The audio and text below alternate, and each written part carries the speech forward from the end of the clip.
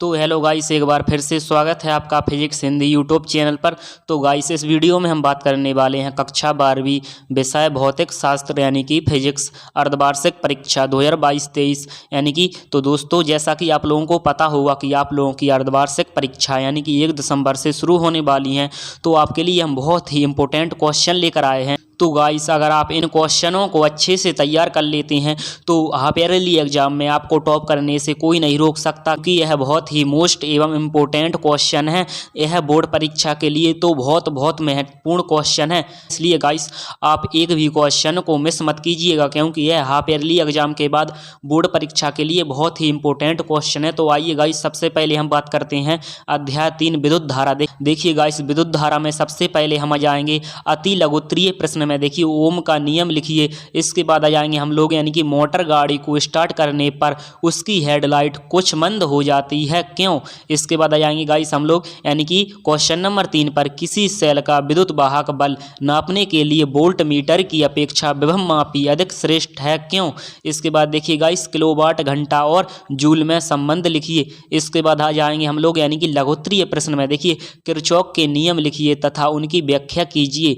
देखिए गाइस, इसके बाद आ जाएंगे हम लोग क्वेश्चन नंबर 2 यानी कि व्हीट स्टोन सेतु का विद्युत आरेख खींचिए, इसका सिद्धांत समझाइए। इसके बाद आ जाएंगे देखिए गाइस, सेलों में समांतर क्रम श्रेणी क्रम संयोजन के तुल्य प्रतिरोध के लिए सूत्र स्थापित कीजिए। देखिए गाइस, प्रतिरोध और प्रतिरोधकता में अंतर स्पष्ट कीजिए। बहुत ही महत्वपूर्ण प्रश्न है। इन प्रश्न में से एक भी प्रश्न को आप मिस मत कीजिए, क्योंकि यह अर्धवार्षिक परीक्षा और बोर्ड परीक्षा के लिए बहुत महत्वपूर्ण प्रश्न है। देखिए गाइस, अध्याय 4 में जाएंगे गतिमान आवेश एवं चुंबकत्व। सबसे पहले देखिए गाइस, हम आ जाएंगे अति लघुत्तरीय प्रश्न में। देखिए, अति लघुत्तरीय प्रश्न में देखिए, एम्पियर का परिपथ का नियम लिखिए, चुंबकीय संबंध गॉस का नियम लिखिए। देखिए, चुंबकीय क्षेत्र रेखाओं के कोई 2 गुण लिखिए। देखिए गाइस, अमीटर और वोल्ट मीटर में कोई 2 अंतर लिखिए। बहुत ही इंपॉर्टेंट क्वेश्चन है। देखिए गाइस, बायो सेवर्ट का नियम आपके लिए बहुत इंपॉर्टेंट है, इसको आप अच्छे से तैयार कर लेना।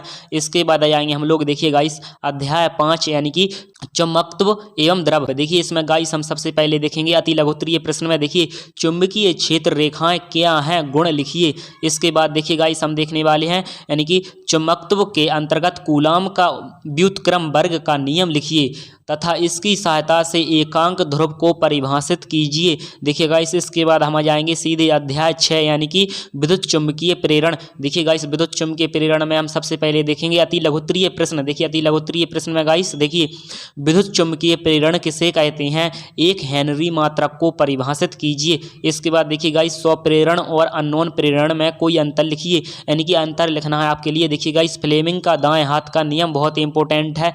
इसके बाद देखिए गाइस, हम आ जाएंगे दीर्घोत्तरीय प्रश्न में। तो दीर्घोत्तरीय प्रश्न में सबसे पहले हम देखेंगे, देखिए, स्वप्रेरकत्व क्या है, एक लंबी परिनलिका के लिए स्वप्रेरकत्व का व्यंजक निगमित कीजिए।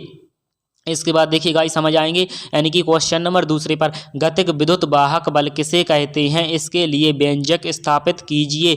देखिए, प्रश्न क्रमांक 3, 2 समतल वृत्तीय कुंडलियों के मध्य अन्न में प्रेरकत्व हेतु व्यंजक व्युत्पन्न कीजिए। देखिए गाइस, इसके बाद आ जाएंगे हम लोग यानी कि अध्याय 7 में। देखिए, प्रत्यावर्ती धारा। प्रत्यावर्ती धारा में सबसे पहले हम देखने वाले हैं अति लघुत्तरीय प्रश्न। देखिए, अति लघुत्तरीय प्रश्न में देखिए, प्रत्यावर्ती धारा और दृष्ट धारा में अंतर लिखिए। इसके बाद देखिए गाइस, प्रश्न क्रमांक 2 पर नागरिक विद्युत वितरण में प्रत्यावर्ती धारा दी जाती है, दृष्ट धारा नहीं, क्यों।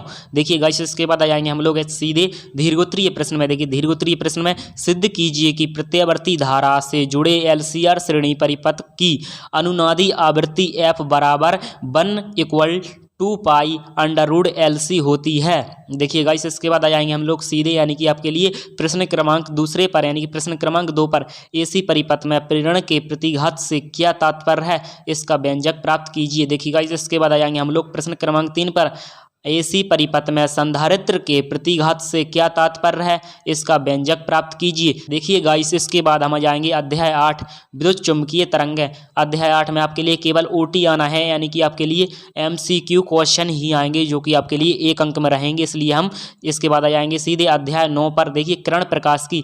इसमें सबसे पहले हम देखने वाले हैं अति लघुत्तरीय प्रश्न। तो देखिए गाइस, जल से भरे तालाब की पेंदी उठी हुई दिखाई देती है, क्यों, तथा क्रांतिक कोण किसे कहते हैं।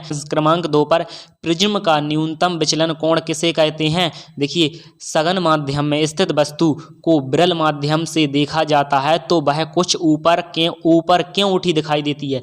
देखिए गाइस, इसके बाद आ जाएंगे हम लोग पूर्ण आंतरिक परावर्तन किसे कहते हैं? इसके लिए आवश्यक शर्तें लिखिए। इसके बाद देखिए गाइस समझ आएंगे, यानी कि लघुत्तरीय प्रश्न में प्राथमिक एवं द्वितीयक इंद्रधनुष में अंतर लिखिए। इसके बाद देखिए गाइस लेंस की क्षमता को परिभाषित कीजिए एवं इसका मात्रक लिखिए। इसके बाद देखिए गाइस क्वेश्चन नंबर 3 पर आ जाएंगे। देखिए, अपवर्तक दूरदर्शी और परावर्तक दूरदर्शी में अंतर लिखिए। देखिए गाइस, इसके बाद सीधे हम आ जाएंगे दीर्घोत्तरीय प्रश्न में। देखिए, किसी अपवर्तक दूरदर्शी की आवर्धन क्षमता के लिए सूत्र स्थापित कीजिए। इसके बाद आ जाएंगे देखिए गाइस प्रश्न क्रमांक 2 पर सरल सूक्ष्मदर्शी तथा संयुक्त सूक्ष्मदर्शी की आवर्धन क्षमता के लिए व्यंजक ज्ञात कीजिए, जबकि अंतिम प्रतिबिंब देखिए अनंत पर बने, स्पष्ट दृष्टि की न्यूनतम दूरी पर बने। तो गाइस आपके लिए प्रश्न क्रमांक कैसा आएगा पेपर में? देखिए, या तो आपके लिए सरल सूक्ष्मदर्शी या फिर संयुक्त सूक्ष्मदर्शी, दोनों में से कोई एक लिखा आएगा।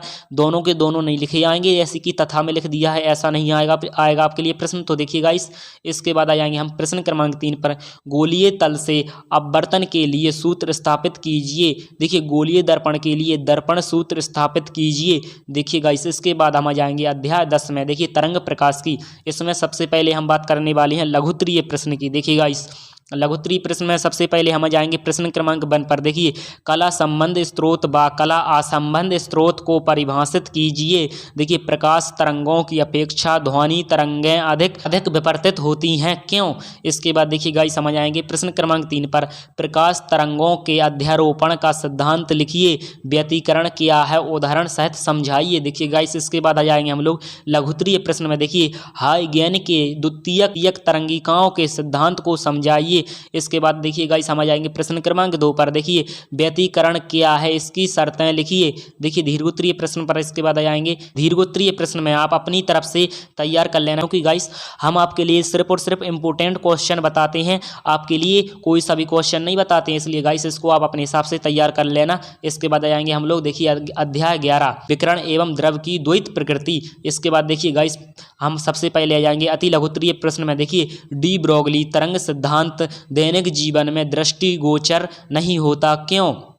इसके बाद देखिए गाइस समझ आएंगे प्रश्न क्रमांक 2 पर तापायनिक उत्सर्जन क्या है, निम्नलिखित को परिभाषित कीजिए। देखिए गाइस, निरोधी विभव क्या है, इसको परिभाषित कीजिए। फोटो सेल क्या है, देखिए कार्यफलन क्या होता है, दहली आवृत्ति किसे कहते हैं, इलेक्ट्रॉन उत्सर्जन क्या है, यानी कि विकिरण की द्वितीय प्रकृति किसे कहते हैं। गाइस इस प्रकार के आपके लिए क्वेश्चन आएंगे, तो इसको आप अच्छे से तैयार कर लेना।